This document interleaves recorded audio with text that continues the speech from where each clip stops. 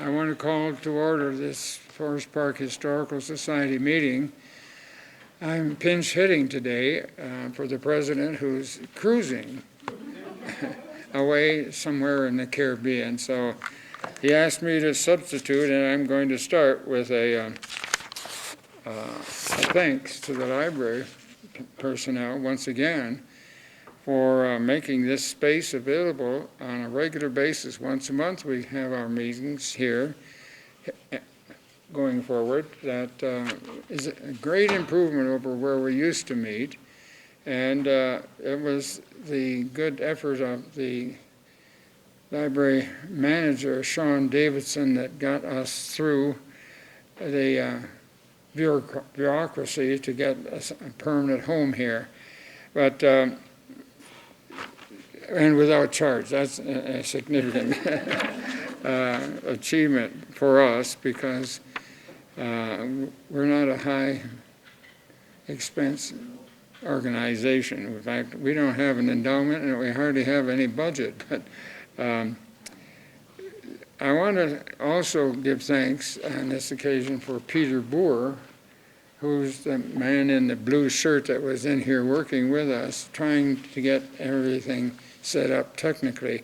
He's the one that created this from information that Robyne supplied me, that I edited and supplied him, to which he added pictures that he searched for and found himself online. And he did the same thing, incidentally, for a previous speaker that we had, and we have to give credit to him for extraordinary contributions to the Historical Society future.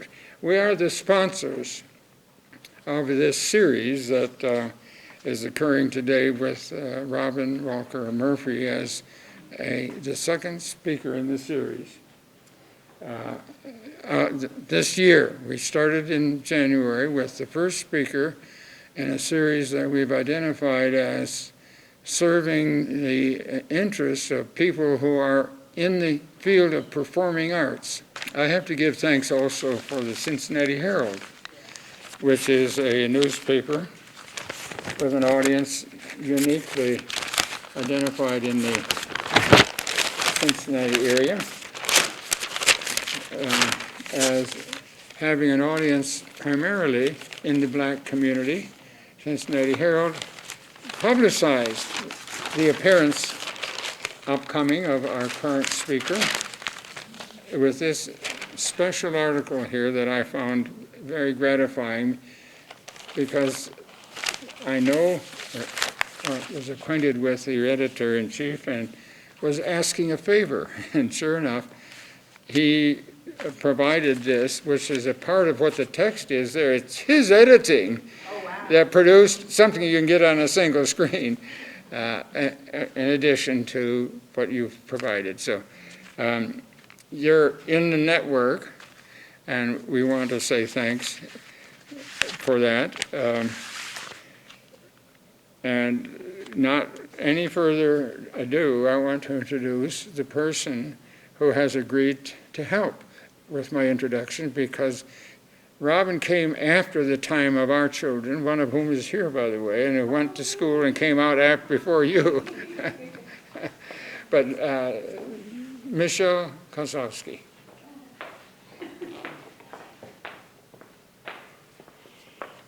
Thank you, Mr. Weirs. As Mr. Weirs mentioned, we weren't classmates. Robyne was a year ahead of me at Winton Woods High School, and Mr. Weirs asked if I would do the introduction. I'm going to share some of the information that's there on the slide, but also a couple of my own stories from our time together as students. Robyne Walker Murphy is a Winton Woods High School great grad from the class of 1992. She earned a BA in English, African American Literature from Clark Atlanta University in 1997, and an MFA in acting from the University of Washington, Seattle in 2000. She's a nationally recognized leader in the arts and culture sector. She was a member of the Dream Yard Project in the Bronx, New York, 2004 to 2015, serving as director of the Dream Yard Art Center beginning in 2008. During her tenure, the program was recognized by the Obama White House as one of the top 10 youth development programs in the nation. She was hired as executive director of the Groundswell Community Mural Project, Incorporated, in Brooklyn, New York, in 2016, and remained there until 2022. She launched her consulting firm, Robyne Walker Murphy Consulting, specializing in arts and cultural strategy. Her recent clients include the Ford Foundation, Bedford Stuyvesant. I practiced. I remembered that from history class, but I never pronounced it right. It's Dutch. I'm just gonna say that. That's why I couldn't pronounce it. Billie Holiday Theater, the Brooklyn Museum, and the Joe and Clara Sy Social Justice Fund, among others. The Metropolitan Museum of Art recognized her as a Women's History honoree, and former Mayor de Blasio appointed her to serve on New York City's Cultural Affairs Advisory Council. She serves as the board chair for 651 Arts, recently featured in the New York Times. She is a 25-year Brooklyn resident, and with her husband, Tariq Murphy, and their 17-year-old son, Roz. Okay, I was going to pause a bit. Okay. Now, if I can humbly include my own personal recollection. It was clear from the moment that I met her, probably somewhere in middle school, that she was going places. Okay. Though a grade apart at Winton Woods High School, she and I shared the privilege of being members of Dave Bell and Bob Hartigan's varsity ensemble. Among her many gifts, Robyne is an incredibly talented singer. I can still vividly recall her solo in the varsity ensemble show her senior year.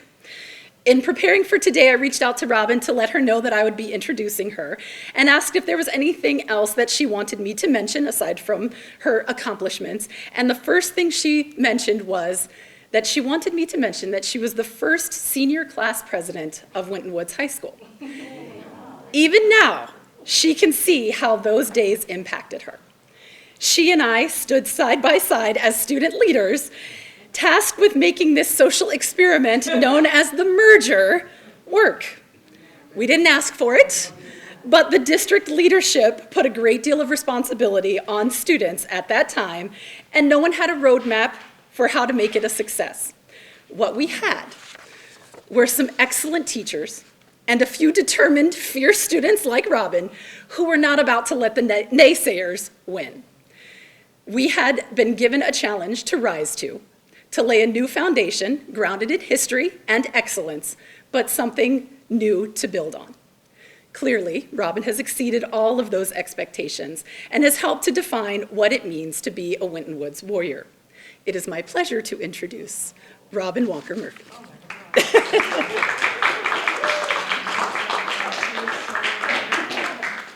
Oh my gosh, wow.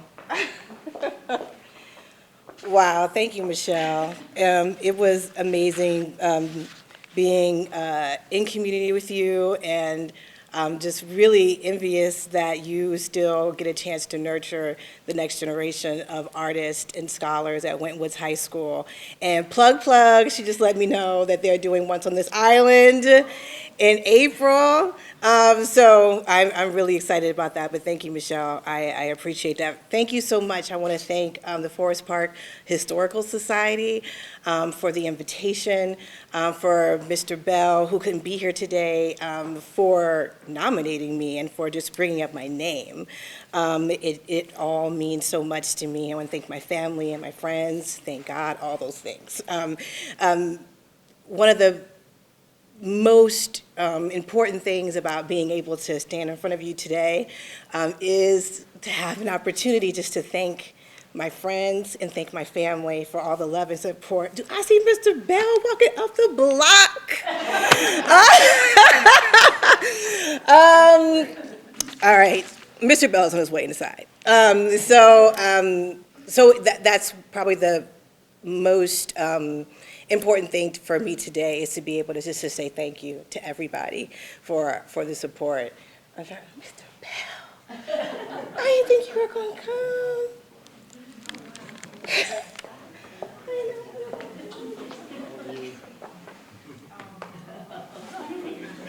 Okay, all right. Sorry. All right, so, and away we go.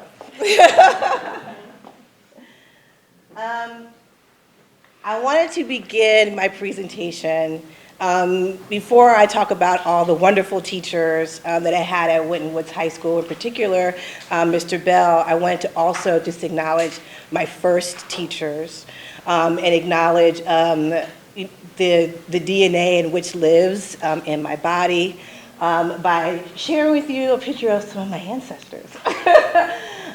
So to the far right here are Charles and Cheney Edwards. These are my great-grandparents. AC and Artie Mae Walker these are my grandparents, my dad. Robert and Leela Burrows are my great-grandparents from my mom's side, and Washington and Josephine Jones are my grandparents. They all honored and loved arts and culture and education and owning property and supporting their families. And I wanted to just take a moment to just acknowledge them, because without them, I would not be here. And all the things that I love and all the passions that I have, I'm very clear, comes from this lineage of very strong people. So I wanted to honor them first. Next, I wanted to also honor and give honor and respect to my parents, AC and Margaret Walker. As you can see, this is a very 1968 picture of my parents. And this picture is probably one of my favorite pictures of all time. And I will also want to give a plug. This picture was actually featured at the Brooklyn Museum last year. They did a show about Africa fashion, and people could submit a picture to be on display. So this picture, people from all around the world saw this picture at the Brooklyn Museum of my parents. My parents were my first teachers. My parents instilled in me a love of education, a love of culture, a love of being a Black person, a Black woman, a love of Africa back in like the 80s when like people weren't really bringing it up so much. My father is an incredible avid reader and critical thinker. I remember just sitting at the kitchen table when he was just asking me really big questions all the time. Even as a little person, just knowing that not only could we handle those big questions, but it was important to be a critical thinker. My mother is also just an incredibly intelligent person, but also just put us in ballet class and encouraged our singing and encouraged our culture and encouraged our reading, and made it so that being an artist wasn't seen as something that was like, you shouldn't do. Being an artist was something that was honored in our household. There also were our coaches for our teams here. They were just very involved and very civic people. And I have just so much to thank you both for, because that foundation allowed me to really be able to flourish. So I want to thank my parents.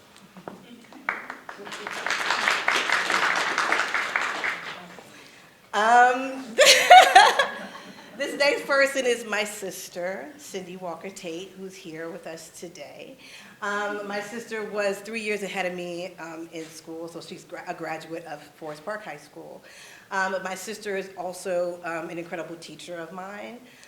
She is probably the most creative person I've ever met in my life. She's an incredible visual artist. I remember being young and being really little, and we had a chalkboard. And we would draw on our chalkboard and we would do a picture, and my sister would do a picture, and I was like, great, I'm gonna do the same picture she would do. And I would do the same, I was like, but how come my picture look like her picture? And after I was really clear, I was like, she got a different kind of talent that I don't have. But my sister is like MacGyver. She can make anything, she can do anything, and I've always looked up to her, and she's always taken such good care of me, and she is my absolute favorite artist. So I wanted to also honor her. And so these are my Aunt Carol and my cousins. We were talking about this love of art. Ever since I was little, I always just wanted to sing. There's a rock right outside our home on 11491 Southland Road. it looked like a big rock when I was little, but it's like not big at all. And I used to stand like on that rock. This how supportive my parents were, because I would never, the embarrassment they must have, I literally used to stand on the rock on Southland Road, and I would sing out to the cars. And I would just, as cars would drive by, I would go out every afternoon and just sing songs, like thinking that somebody was going to discover me. I was like, someone's going to, there's no way I'm just going to stand out here every night and someone's going to just pick me up and I'm going to have a record deal. I would go to school and be like, Robyne, like, what do you want to do next year? I was like, I don't know if I'm going to be here, because I'll probably get discovered soon. But in case. But also just wanted to share that nurturing in my household. And this is my very first performance at Cameron Park High School. So I sung, my sister sung New York, New York in her middle school class. And so for my 4th grade, I sung the same song. And this is Ebony Evans Tragg, an incredible grad. All these are incredible grads from our school, Tanya Ficklin and Donna Dismuth. So this is us, we're in 4th grade. And that's when I was able to sing for the first time publicly at Cameron Park High School, and it was a really big deal for me. I just wanted to say quickly, I'm not trying to like let you all know how fly I was, but why not? That's my sister in the background, but why not? But also just talking about Cameron Park and about the Forest Park School District, now Winton Woods School District. I think in this picture, this is like around 4th grade, and I already had like trumpet class with Mr. Porges, who would go to like each of the elementary schools, and we all picked an instrument, and Mr. Porges, he would bring us all together for a big concert. And so as I've been going out and working in places in New York City, just realizing how much of a privilege that was. To be in 4th grade and to say pick an instrument and to be able to pick one, and also shout out to my dad, because I also remember my sister and myself, we were listening to the Peter and the Wolf record. Oh, yeah. Yeah, with all the instrumental, and my dad would be like, this is a trumpet, this is a French horn, and that's how my sister and I picked our instruments. I picked the trumpet, and then my sister picked the French horn. So all of these things coming together. Mr. Bell. You have to learn how to blend. Let me tell you about this story. So, so clearly I was, outside singing to the street. So I just knew in a minute I was going to be the next Whitney Houston or whatever, because how could I not? So I arrived in my freshman year at Forest Park High School. And my dream was to not have to be in girls' chorale or anything. I wanted to go straight to varsity ensemble, which was the top choir at the school. So I was like, of course I'm going to be in varsity ensemble, so it didn't work. So, I was waiting, and Mr. Bell made the announcement. He was like, all right, so, I'm going to announce varsity ensemble. Only one freshman made the varsity ensemble this year. I'm straightening my jacket. I'm getting my things together. I'm thinking about what my face is going to look like in surprise when he announces my name. And he said, Kevin Hudson, who was well-deserving. Kevin was, you remember, Kevin's an amazing singer. And I said, what? I was shocked. My mouth was dropped and on the ground, okay? And this the audacity, I literally went up to him after class, and I was like, Mr. Bell. I was like, why didn't you pick me for varsity ensemble? And he said this, you have to learn how to blend with the rest of the choir. And that was opposite of what I was doing. If you came to see the choir, I wanted you to hear my voice above everybody else's. And I thought that was what success looked like. I thought that meant I was a good singer. But this lesson from Mr. Bell transcended just choir. It helped me understand what it means to build community, what it means to work together, what it means to be a part of a larger whole. So I will always remember you, Mr. Bell, for that lesson. And the courage that he took to look me dead in the face. He was dead in the face. It was like, I'm thinking I'm going to change his mind. I did make varsity ensemble the next year after I learned how to blend, but just not that first year. But that was one of the most powerful lessons that I've ever received from an educator. So thank you so much, Mr. Bell, for that. I have mixed feelings when I look at that. Really? When I look at that now. It learn how to blend Mr. Bell. Like I said, I made the varsity ensemble, and that experience was just, Mr. Bell is not just, I mean, he's an incredible musician, an incredible teacher, and a variety of genres that we were able to sing in and to be able to learn, but also he took it a step further, and something that I really started to just value in my practice as an educator is the opportunity to perform. Like, we performed everywhere. We performed, you know, at senior centers. You know, we performed at festivals. We performed at competitions, and I think that that was fantastic to go to the upstate competitions and try to get a 1 and try to get superior. Like, that kind of performance opportunities are so rich. And again, like, as I went out and realizing that a lot of young people don't have that opportunity. A lot of people don't have arts in their schools. A lot of people don't have music education in their schools. And I think it was Mr. Bell also that helped us to realize that a lot of the same kids who were in the honor roll were all the same kids who were in band, or the same kids who were in choir. Like, there was a lot of crossover in that. So this is the power and the importance of art education. This is Mrs. Nollmeyer's quote. Another one of my favorite teachers, it was my senior year, and it was during the Rodney King verdict and the riots that just happened. And I had a lot of righteous indignation around, you know, what was happening in society and the feelings of injustice and police brutality and racism and all those things. And I, you know, wanted to do something about it. I wanted to say something about it. And this quote that Ms. Nollmeyer said, "You can't change the world, but you can change a small part of your world," has always stuck with me. And I've stolen this so many times, and talking to my teachers when the problems of the world feel really, really big, like, what can you do in your community, in your immediate community, to make your immediate community better? So I also just wanted to shout her out, because it then moved me to,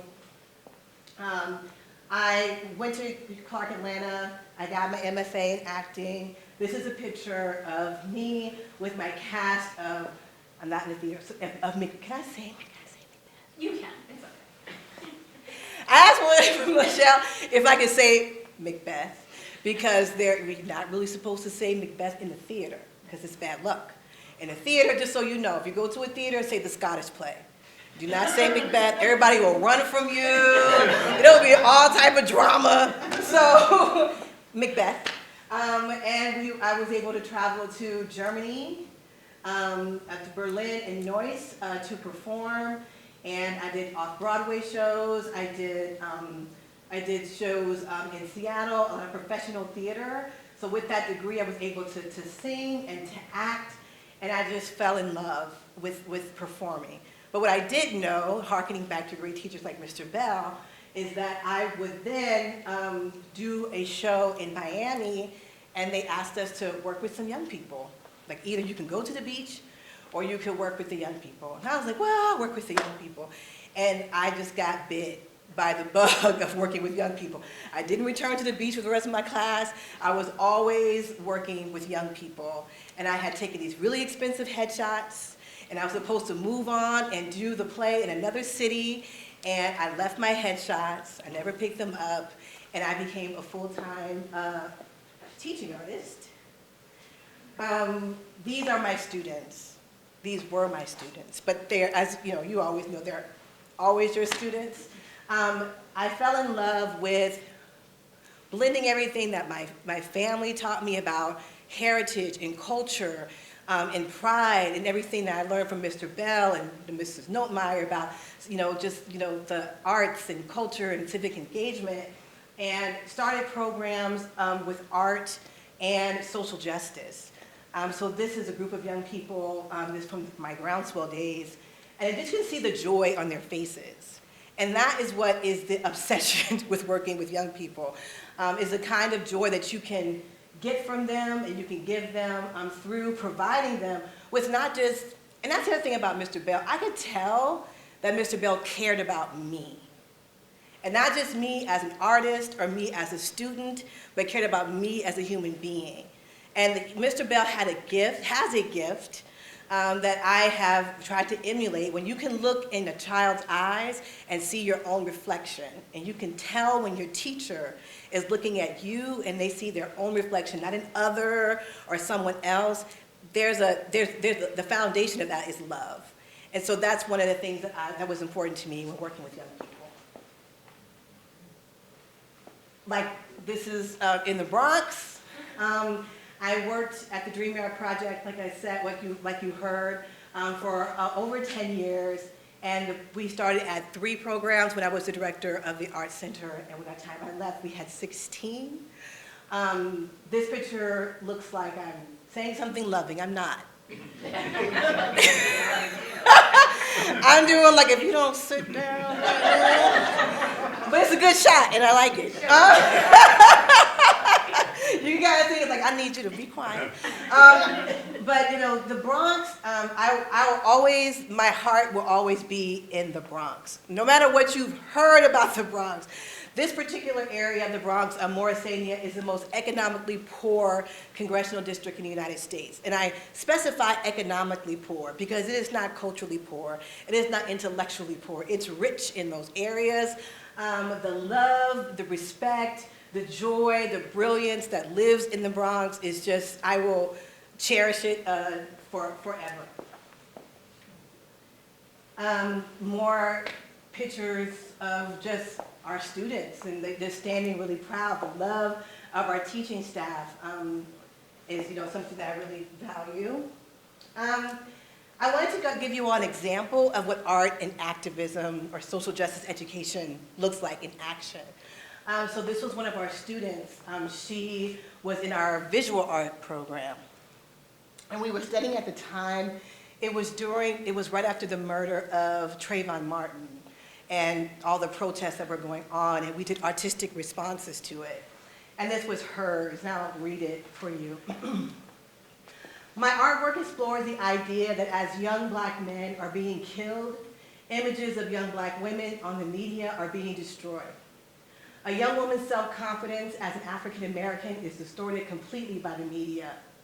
My painting reflects on this issue and shows that even though we are portrayed as distorted, we can reconnect back to our roots and be proud of the trials and tribulations that we have overcome, and be proud of ourselves and set a new image for generations to follow.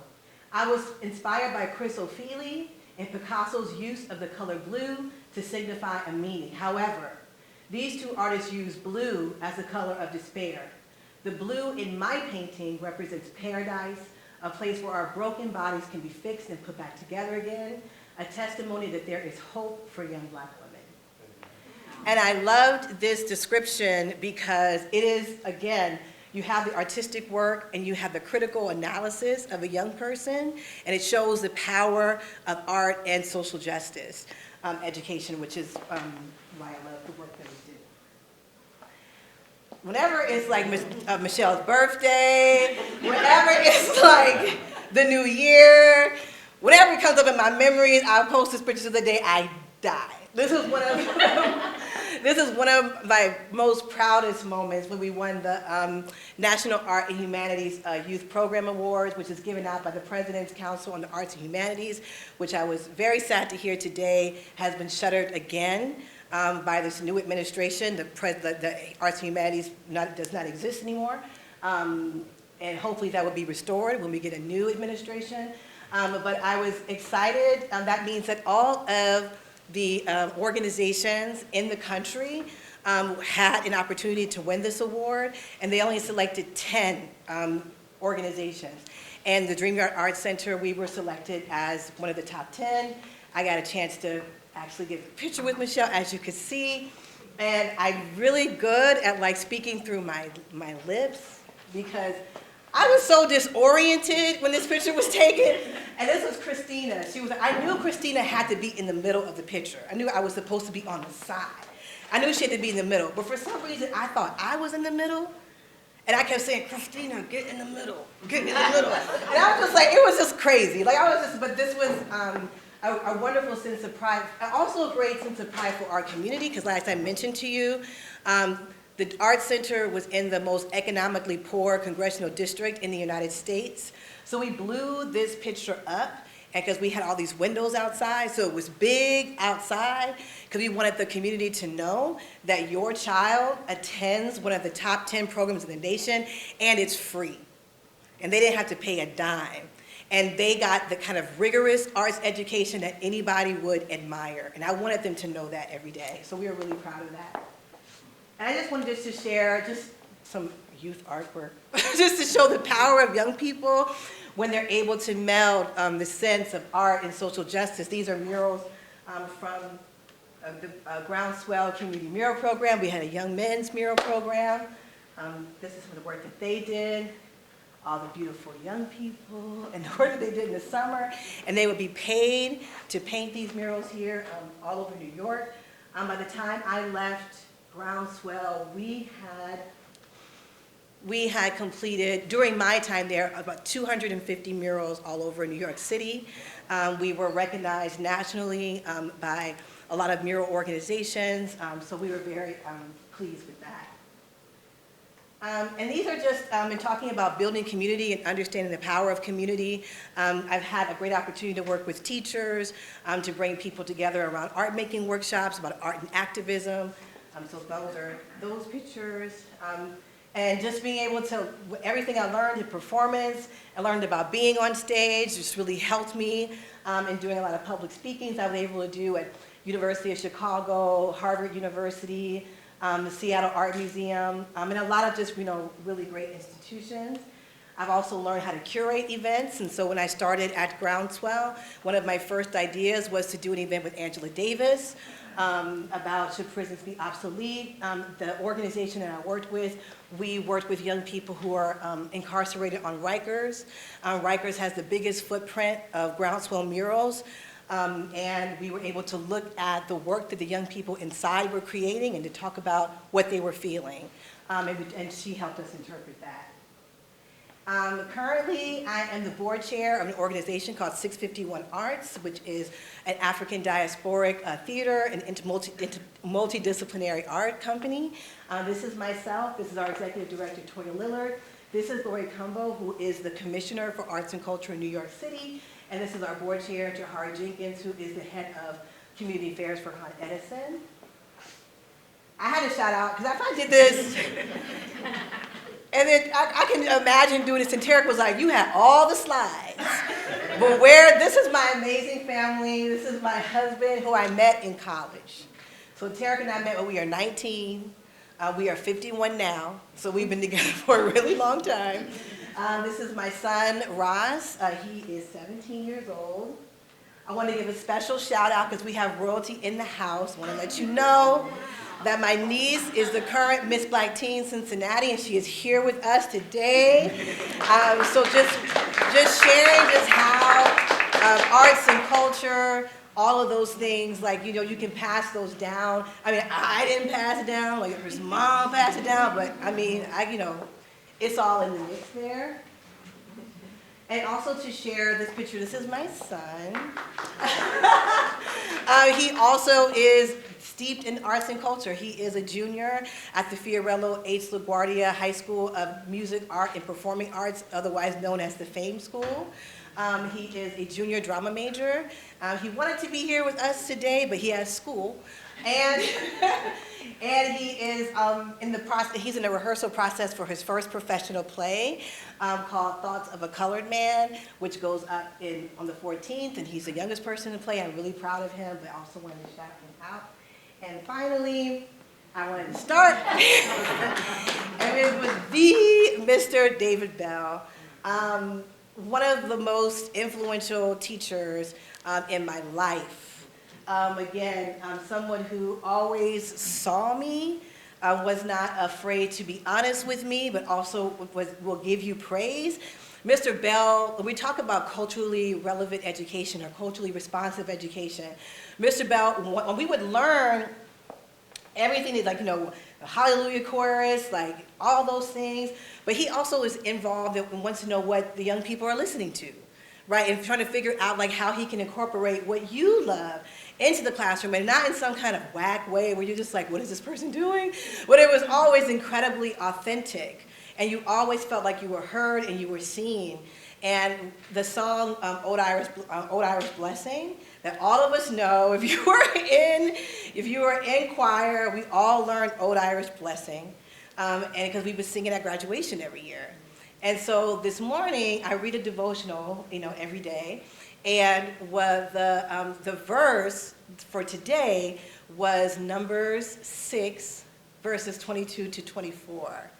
And I realized that those words are from the Old Irish Blessing. And so I just felt like that was really, really, powerful that came up today.